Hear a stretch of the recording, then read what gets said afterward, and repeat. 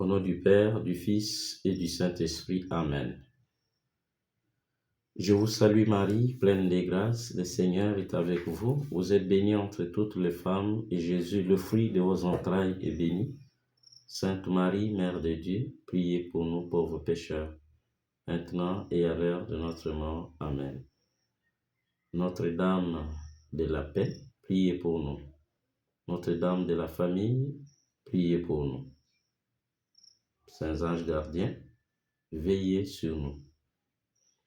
Chers frères et sœurs, nous voulons en cet après-midi vous proposer une réflexion, une exhortation sur la famille chrétienne. Ces précieux trésors que le Seigneur nous a confiés.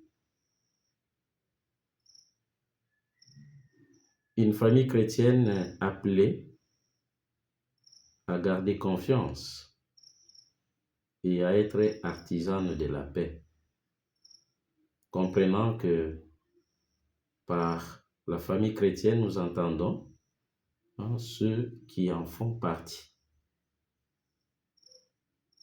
et qui sont touchés, interpellés par cette exhortation, cette invitation à la confiance et à la construction de la paix. L'intitulé de notre exhortation de ce jour est un véritable rappel des trois éléments essentiels qui touchent la famille dite chrétienne: son origine, son identité et sa mission. L'origine divine d'identité chrétienne est là pour mission de témoigner d'une part de son enracinement en Dieu, de sa qualité chrétienne et d'autre part de sa mission d'être un laboratoire et une oasis de paix. Dans les tumultes du XXIe siècle, les familles dont nous sommes issus et pour lesquelles nous sommes devenus des constructeurs avérés sont devenus des lieux où se cristallisent toutes les tensions: pression économique, crise affective, religieuse, crise culturelle, identitaire, sociale, et aussi l'hyperconnexion numérique. Pourtant, selon la parole de Dieu, la famille n'est pas une victime du monde, mais un don précieux. Une église domestique appelée à transformer le monde par la paix. C'est ce que confirment ici les extraits du livre de Siracide. Siracide chapitre 2, mais aussi chapitre 3 et chapitre 6. Aussi l'extrait de l'évangile selon Matthieu que nous avons proposé au début pour rappeler. Et aussi l'exhortation apostolique du pape François Amoris Laetitia, la joie de l'amour, qui nous est donnée comme une véritable actualisation de Siracide et de Matthieu, si haut évoqués, offrant ainsi un regard plein de tendresse et de réalisme sur la famille en 2026. En effet, l'intitulé de notre thème est pour nous un véritable sauf-conduit, un leitmotiv et en même temps un défi à relever au quotidien, étant donné que la famille, ce don si précieux, est placé au cœur d'une société, d'un monde non seulement en mutation, mais aussi et surtout en but aux contradictions. L'évidence du combat spirituel auquel doit faire face cette institution, la famille chrétienne, nous est bien rappelée par le pape François au début de l'exhortation apostolique Amoris Laetitia en ces termes: La Bible est peuplée de familles, de générations, d'histoires d'amour et de crises familiales.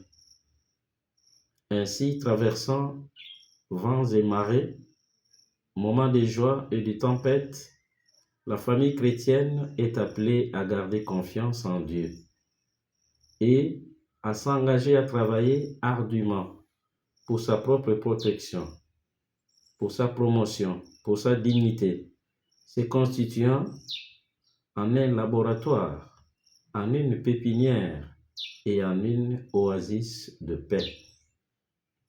Cette paix qui est don de Dieu, mais aussi fruit des efforts et sacrifices consentis ou à consentir. Cette paix qui n'est pas à considérer comme un simple idéal abstrait, mais plutôt comme un désir, un vœu qui se fait objectif, concret à atteindre, à vivre, à expérimenter, un cheminement quotidien à parcourir. Premier petit point, la confiance. Tenir bon dans la tempête des épreuves. Siracide 2, verset 1. Amoris Laetitia, chapitre 1er. Notre vie n'est pas une mer tranquille, elle est faite de hauts et de bas. Et c'est à travers ces alternances que se créent les harmonies et que se consolide la personnalité. Il ne faut donc jamais rêver d'une vie ou d'une famille où il n'y a que la joie, du bonheur. C'est au réalisme de cette évidence que veut nous amener le premier verset du deuxième chapitre de Siracide, qui nous aide à sortir de l'illusion d'une vie réussie sans effort, sans sacrifice, sans lutte ou combat. Si tu prétends servir le Seigneur, prépare-toi à l'épreuve. Siracide 2, 1. Cet extrait ne vient nullement nous affoler ni nous décourager. Nous qui nous engageons avec le Seigneur et marchons à sa suite. C'est un véritable avertissement qui vient éveiller notre conscience à prendre la mesure de ce à quoi nous nous engageons. C'est un appel au sens du réalisme et de la responsabilité. Et pour ce faire, pour en être à la hauteur, Amoris Laetitia nous rappelle que la famille est un lieu de résistance spirituelle. Pour nous armer de ce réalisme spirituel, le pape souligne que la famille parfaite n'existe pas, car les familles sont constituées de personnes fragiles, pécheresses, pardonnées, appelées à la sainteté au quotidien. C'est un appel à prendre conscience de nos limites, à les connaître, à les accepter, à travailler sur elles, en comptant sur la grâce de Dieu, évidemment, lui donnant par notre collaboration la possibilité de faire preuve en nous de toute son efficacité. Conjonction de la grâce et de la nature, comme le dit si bien saint Augustin avec ces mots. Dieu nous a créés sans nous, mais il ne veut pas nous sauver sans nous. Et si donc chacun prend conscience non seulement de ses limites, mais aussi des talents dont il est investi, cette connaissance et acceptation de soi sera un gage qui lui permet de connaître et d'accepter aussi le prochain. Pour ceux qui sont mariés, accepter son époux ou son épouse pour un meilleur vivre ensemble. La profondeur spirituelle de la confiance. La confiance, qu'est-ce? La confiance est le sentiment de quelqu'un qui se fie entièrement à quelqu'un d'autre, à quelque chose. Elle est aussi l'assurance, hardiesse, le courage, qui vient de la conscience qu'on a de sa valeur, de sa chance. faire face aux difficultés avec confiance. Voilà une invitation. La confiance, bibliquement, signifie une espérance ferme en une personne. Elle est le résultat d'un contrat de fait qui repose sur la parole donnée. La confiance en Dieu suppose ou implique l'adhésion à sa parole. C'est un véritable chemin de croissance qui exige un travail d'abandon à son amour. C'est ce que rappelle Matthieu au chapitre 7, verset 7, quand il dit « Demandez et l'on vous donnera, cherchez et vous trouverez, frappez et l'on vous ouvrira ». Il encourage la persévérance dans la prière, soulignant que Dieu répond à ceux qui cherchent.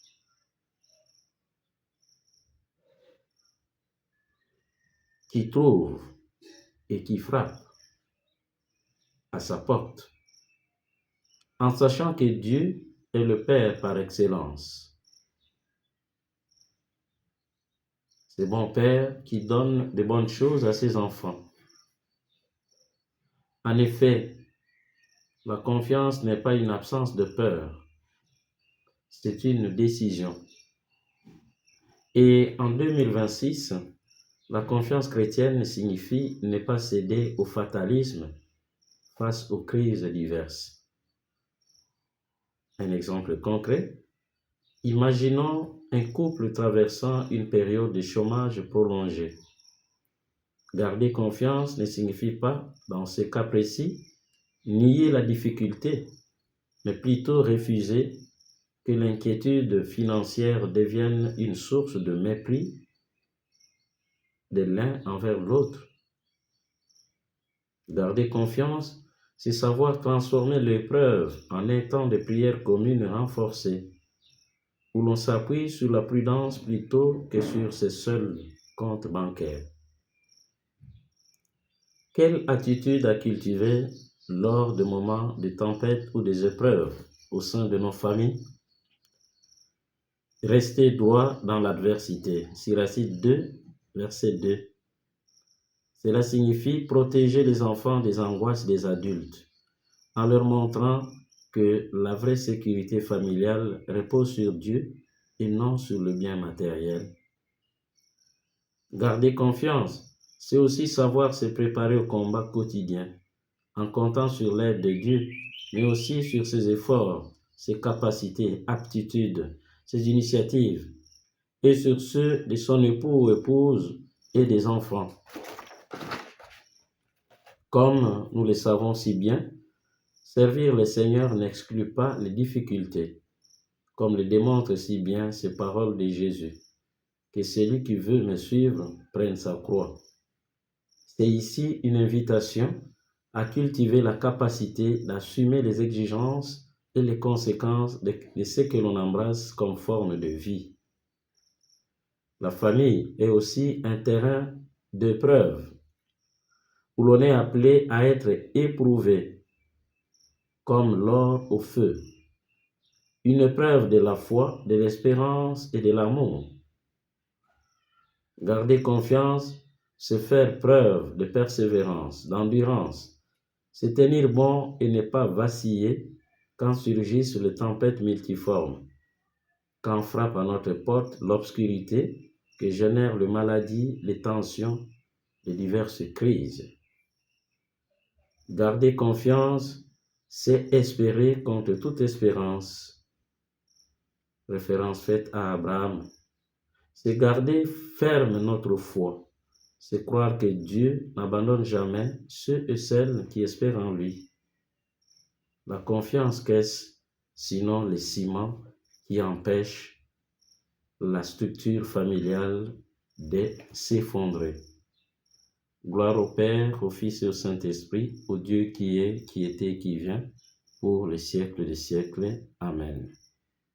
Chers frères et sœurs, la suite au prochain numéro, où nous parlerons demain de l'architecture de relations interpersonnelles, respect et fidélité. dans Siracide chapitre 3 et chapitre 6. Bonne suite de la journée.